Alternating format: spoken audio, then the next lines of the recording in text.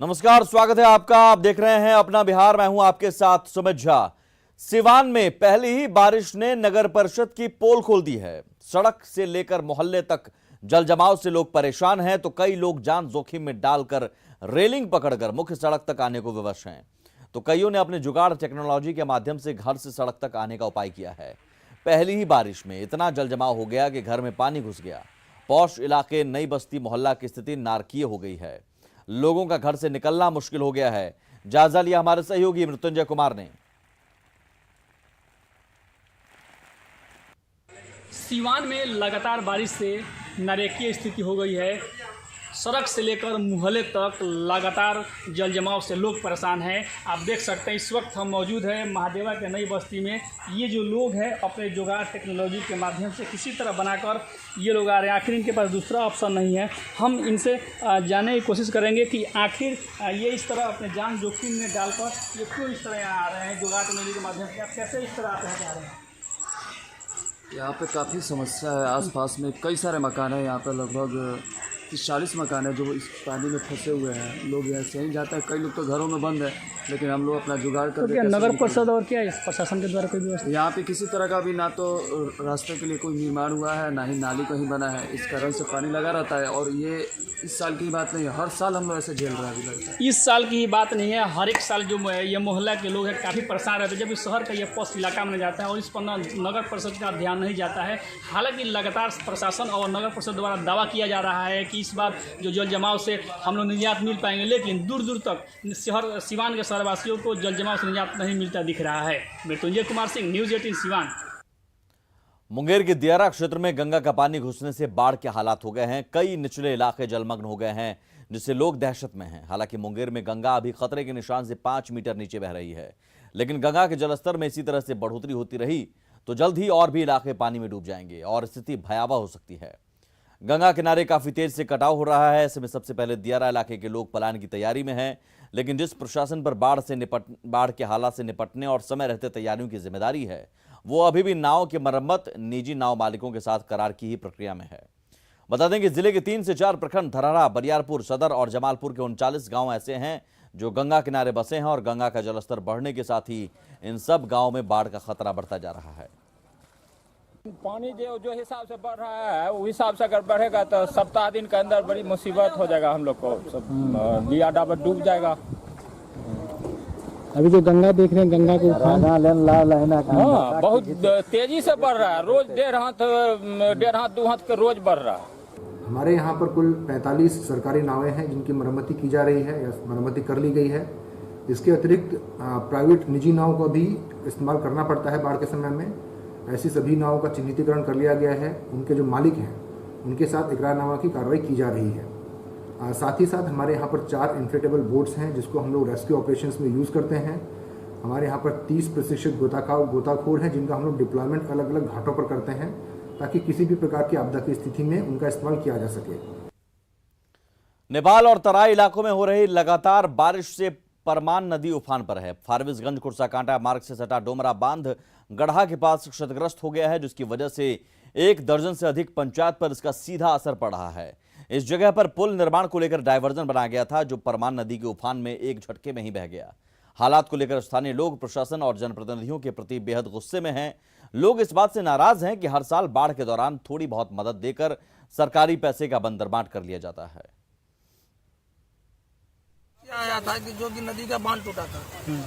अभी तक 2017 से 2020 तक कितना MP MLA जो भी था, मान ले डीएम तक भी यहाँ पर आए और चले गए।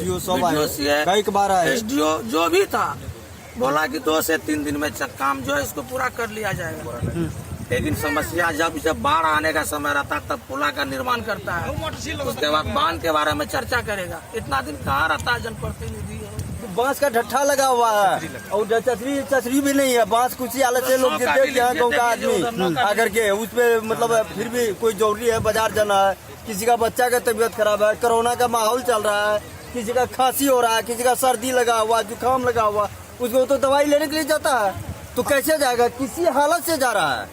अभी तक मतलब कोई नहीं आया, कोई देखने के वाला यहाँ पे नहीं है, कोई देखने वाला ही नहीं है यहाँ। खबर सहरसा से, जहां कोसी ने रौद्र रूप धारण कर लिया है। कई प्रखंडों में कोसी से कटाव जारी है, जिससे इलाके के लोग दहशत में हैं। खेतों के नदी में समाने के बाद अब लोगों को अपने घर बार की चिंता सताने लगी है।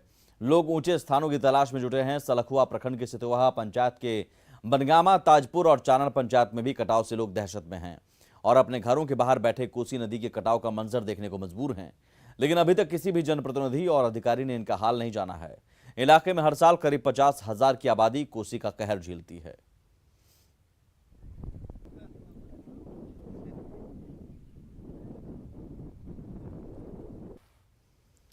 सीतामढ़ी में हर साल बाढ़ तबाही और बर्बादी लेकर आती है। इस बार भी लोग खौफ के साए में जी रहे हैं। अगर तटबंध टूट गया तो फिर क्या होगा?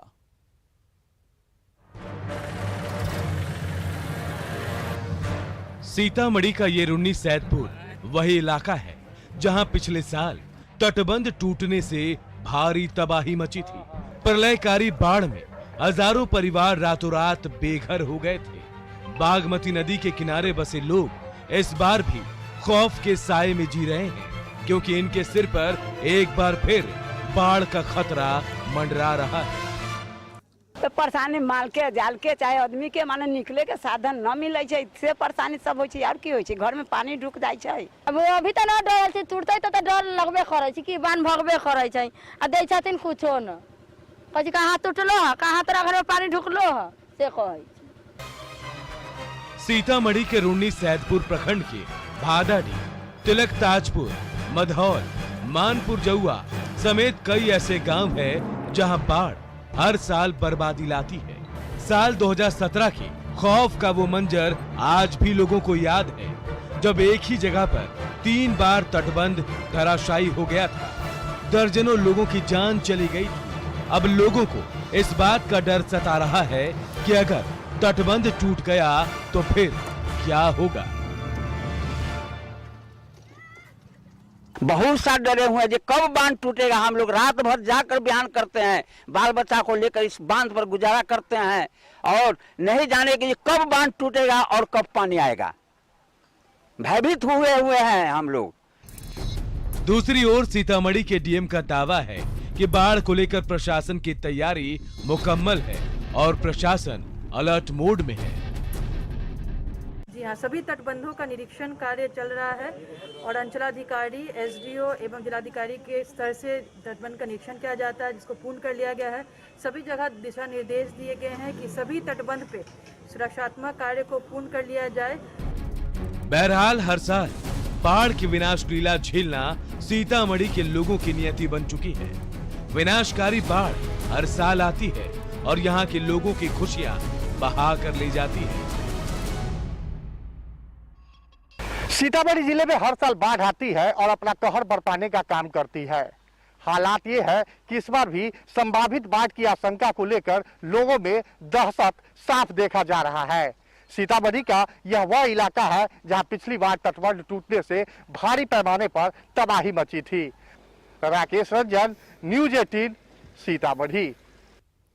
दिवंगत अभिनेता सुशांत सिंह राजपूत की याद में परिवार ने एक भावुक चिट्ठी जारी की है। उनसे जुड़ी स्मृतियों को संजोने के लिए सुशांत सिंह राजपूत फाउंडेशन बनाया गया है। चिट्ठी में लिखा गया है कि पटना के राजीव नगर वाला मकान स्मारक के तौर पर विकसित किया जाएगा। साथ ही उनके इंस्टाग्राम अकाउंट को लीगेसी अकाउंट की तरह चलाया जाएगा। परिवार वालों के मुताबिक सुशांत सिंह राजपूत के चाहने वालों और लोगों के प्यार को देखते हुए फैसला लिया गया है। सुशांत से जुड़ी हर याद और चीज़ों को पटना आवास में संजोया जाएगा। सुशांत सिंह राजपूत को जितना सिनेमा, विज्ञान और स्पोर्ट्स से प्यार था, उन सारी चीज़ों को संजोकर रखा जाएगा। सुशांत की वो दूरबीन जिससे हमेशा आकाश को देखा करते थे, या फिर गिटार या फर्नीचर, हर चीज़ों को स्मारक बनाकर रखा जाएगा। मुंबई के घर से सारा सामान लाकर यहां रखा जाएगा।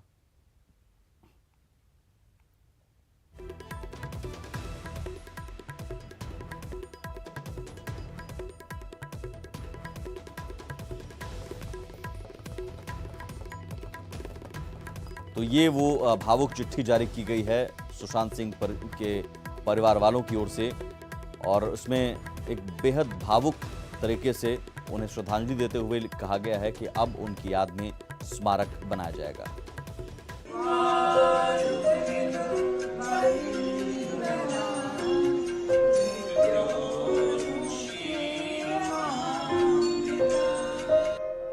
पटना के राजीव नगर रोड नंबर 6 स्थित उषा सिंह हाउस के नाम से बना यही वो मकान है जिसमें दिवंगत अभिनेता सुशांत सिंह राजपूत का बचपन बीता था। अब इसी मकान को सुशांत के स्मारक के रूप में बनाया जाएगा।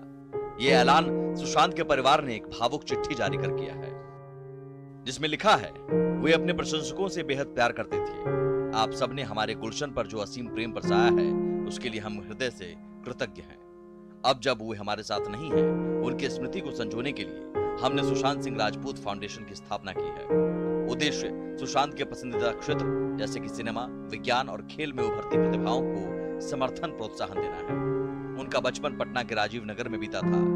उनके आवास को हम उनका स्मारक बनाने जा रहे हैं।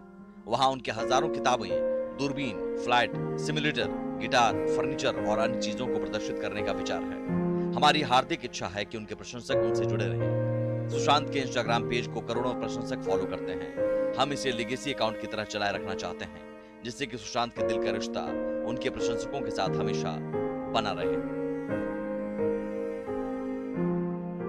हम लोग सोचे हुए हैं कि उससे जुड़ी हुई जो भी वस्तुएं हैं, जो भी उसका अपना चीज़ है, चाहे गिटार हो, चाहे दूरबीन हो, जो यहाँ से चांद निहारता था, जो उसकी सोच थी, उसकी जितने भी उसके खरीद के चीज़ थे, संग्रहालय थे, संग्रहालय में बना के यहाँ पे रखेंगे और उसकी याद को हम लोग बरकरार रखेंगे और यहीं पे बनाएंगे वो संग्रहालय। उससे जुड़ी हुई जितनी भी चीज़ हैं, चाहे फर्नीचर हो, उनका डॉग को किसी हम लोग नेशनल ये में देने का सोच रहे हैं। इस तरह से उनके 3 कुत्ते हैं जिसको हम लोग नेशनल में देंगे, जो कि कुछ काम में आएगा। इसके अलावा सुशांत के इंस्टाग्राम अकाउंट को लेगेसी अकाउंट की तरह चलाया जाएगा। परिवार वालों के मुताबिक सुशांत सिंह राजपूत के चाहने वालों और लोगों के प्यार को देखते हुए ये फैसला लिया गया है। Ravi S Narayan, news 18, Patna. Bollywood की क्वीन कंगना रनौत ने एक वीडियो शेयर किया है, जिसमें लोगों से चाइनीज प्रोडक्ट्स को बैन करने की मांग की है। कंगना ने कहा कि अगर कोई हमारे हाथ से हमारी उंगलियों को काटने की कोशिश करे तो किस तरह का कष्ट होगा आपको।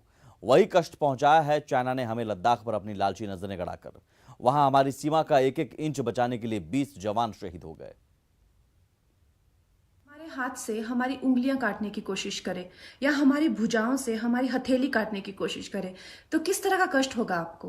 वही कष्ट पहुंचाया है चाइना ने हमें लद्दाख पर अपनी लालची नजरें गड़ा के, और वहां हमारी सीमा का एक एक इंच बचाते हुए हमारे 20 जवान शहीद हो गए हैं। क्या भूल पाएंगे आप उनकी माओं के आंसू, उनकी विधवाओं की चीखें और उनके बच्चों के दिए बलिदान को?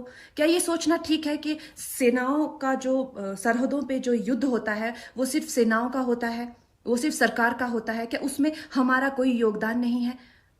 क्या हम भूल गए वो वक्त जब महात्मा गांधी जी ने कहा था अगर अंग्रेजों की रीढ़ तोड़नी है भारत में तो उनके बनाए हुए हर उत्पादन का बहिष्कार करना पड़ेगा? तो क्या ये जरूरी नहीं है कि हम भी इस युद्ध में हिस्सा लें? क्योंकि लद्दाख सिर्फ एक जमीन का टुकड़ा नहीं है, भारत की अस्मिता का एक बहुत बड़ा हिस्सा है, भारत की हथेली है। हम उसे किसी तरह से इस दुश्मनों के उनके गंदे इरादों में सफल नहीं होने दे सकते। तो क्या हम लोगों को इसमें हिस्सा नहीं लेना चाहिए कि जो चाइनीज जितनी भी गुड्स हैं, जितने भी उनके प्रोडक्ट्स हैं, जिन भी कंपनीज में उन्होंने इन्वेस्ट किया हुआ है, उनसे उनको रिटर्न्स आते हैं, रेवेन्यूज आते हैं, ऑर्गेनाइजेशंस हैं, उन सब का बहिष्कार करें ताकि वो उस संपत्ति से जो यहाँ से इंडिया से इकट्ठी करके जाते हैं, उस संपत्ति से हथियार खरीद के हमारे सैनिकों के सीने छन्नी करते हैं। तो क्या हम इस युद्ध में हम चाइना का साथ दे सकते हैं? आप बताइए, ये क्या हमारा कर्तव्य नहीं है कि हम अपनी सेनाओं का और अपने सरकार का साथ दें? तो हमें प्रतिज्ञा लेते हैं कि हम आत्मनिर्भर बनेंगे और चाइनीज गुड्स को बिल्कुल बॉयकॉट करेंगे और इस युद्ध में हिस्सा लेके भारत को जिताएंगे। जय हिंद। मशहूर क्रिकेटर और पंजाब के पूर्व कैबिनेट मंत्री नवजोत सिंह सिद्धू की मुसीबतें बढ़ सकती हैं। कटिहार पुलिस की टीम अमृतसर में उनके घर पहुंची, लेकिन सिद्धू नहीं मिले। 7 दिन तक सिद्धू की तलाश में कटिहार से गई पुलिस टीम नोटिस को चस्पाकर कटिहार लौट आई। अब कटिहार पुलिस नोटिस का तामीला नहीं कराने के कारण वारंट और कुर्की जब्ती भी निकाल सकती है। पुलिस के मुताबिक मामले में कानूनी कार्रवाई की जाएगी। नवजोत सिंह सिद्धू 2019 के लोकसभा चुनाव में तारिक अनवर के समर्थन में प्रचार के लिए कटिहार पहुंचे थे। 16 अप्रैल 2019 को चुनावी सभा में विवादित भाषण देकर आचार संहिता का उल्लंघन किया था। सिद्धू के खिलाफ बारसोई थाने में केस भी दर्ज किया गया था। सिद्धू के वकील के मुताबिक व्यस्तता के कारण वे नोटिस नहीं ले सके। जल्द ही वे नोटिस हासिल कर लेंगे या फिर न्यायालय में हाजिर हो जाएंगे। कटिहार जिला के बारसोई थाना कांड संख्या 93/19 में माननीय विधायक वांछित हैं जिस कांड के अनुसंधान में अनुकर्ता गए थे और उनके द्वारा अनुसंधान का कार्य किया गया है। अब उसमें आगे की जो कानूनी कार्रवाई है वो अपनाई जाएगी और की जाएगी। वहाँ उपलब्ध नहीं थे इसलिए नोटिस उनका नहीं ले पाए हैं। अब उनको जानकारी दी गई है, अब फर्दर जो प्रोसेस होगा न्यायालय का उसमें भाग लेंगे। फरार जैसी कोई स्थिति नहीं है, न पुलिस के पास कोई वारंट थी, न न्यायालय ने कोई वारंट जारी किया है अभी तक। चूँकि लॉकडाउन है, लॉकडाउन के बाद उस प्रक्रिया में, न्यायिक प्रक्रिया में हम लोग आइदर लॉयर और थ्रू दी फिजिकल अपीयरेंस जो भी होगा हम लोग उसमें भाग लेंगे। आरजेडी के वरिष्ठ नेता रघुवंश प्रसाद सिंह कोरोना संक्रमित होने के बाद पटना एम्स में भर्ती हैं। हालांकि इलाज के बाद उनका एक रिपोर्ट नेगेटिव आई है, जो राहत की बात है। वहीं रघुवंश प्रसाद का हाल जानने के लिए प्रधानमंत्री नरेंद्र मोदी ने रघुवंश प्रसाद को फोन किया, उनकी सेहत की जानकारी दी, जबकि रक्षा मंत्री राजनाथ सिंह ने भी फोन कर रघुवंश प्रसाद से उनका हालचाल जाना। इसके बाद से रघुवंश बाबू को लेकर अचानक से बीजेपी का प्रेम जग गया है। बीजेपी के नेता रघुवंश बाबू की बड़ाई करते नहीं थक रहे हैं। धनी नेता हैं, जिसके कारण प्रधानमंत्री जी ने उनको आज फोन करके उनके स्वास्थ्य का हालचाल लिया। रघुवंश बाबू गलत पार्टी में हैं, जिसके चलते उनको उनकी पार्टी ने यूज एंड थ्रो किया है। नहीं तो रघुवंश बाबू बिहार में एक कदावर नेता हैं और उनको पुछ है। फसलों के लिए तबाही का सबब बनने वाला टिड्डी दल गुरुग्राम के बाद दिल्ली के द्वारका इलाके में घुस गया है। आलम यह हो गया कि दिल्ली और गुरुग्राम में रहने वाले लोगों ने टिड्डी दल को देखते हुए घरों की खिड़कियां बंद कर दी हैं। शहर में लोग एक साथ हजारों टिड्डियों को देखकर डरे हुए हैं। वहीं लोग ड्रम, थाली और ताली बजाकर टिड्डियों को भगाने की कोशिश कर रहे हैं। जानकारी मिलते ही स्थानीय प्रशासन भी सतर्क हो गया है, क्योंकि टिड्डी दल असली नुकसान किसानों की फसलों को ही पहुंचाते हैं। गुरुग्राम से पहले महेंद्रगढ़ और रेवाड़ी में भी टिड्डी दल दस्तक दे चुका है।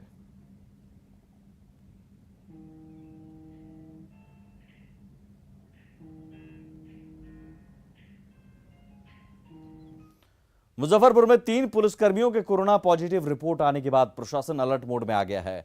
पुलिस महकमे में विशेष सतर्कता बरती जा रही है। जिला पुलिस के 2 पुरुष और 1 महिला के कोरोना पॉजिटिव आने के बाद पुलिस के वरीय पदाधिकारियों और स्वास्थ्य महकमे ने पुलिसकर्मियों को रैंडम जांच के लिए एक टीम बनाई है। साथ ही इन जवानों के संपर्क में आए जवानों और लोगों को भी ट्रेस किया जा रहा है। का स्क्रीन तो बराबर हो रहा है, लेकिन 1-2 पुलिस का भी हुआ है, तो उसका कॉन्टैक्ट का ट्रेसिंग करके पहले भी किए थे। अभी एगो निकला है तो उसका भी हम लोग कर लेंगे। मास सैंपलिंग होगी? मास सैंपलिंग नहीं करेंगे, कॉन्टैक्ट ट्रेसिंग करेंगे। और इसी के साथ इस बुलेटिन में इतना ही। नमस्कार।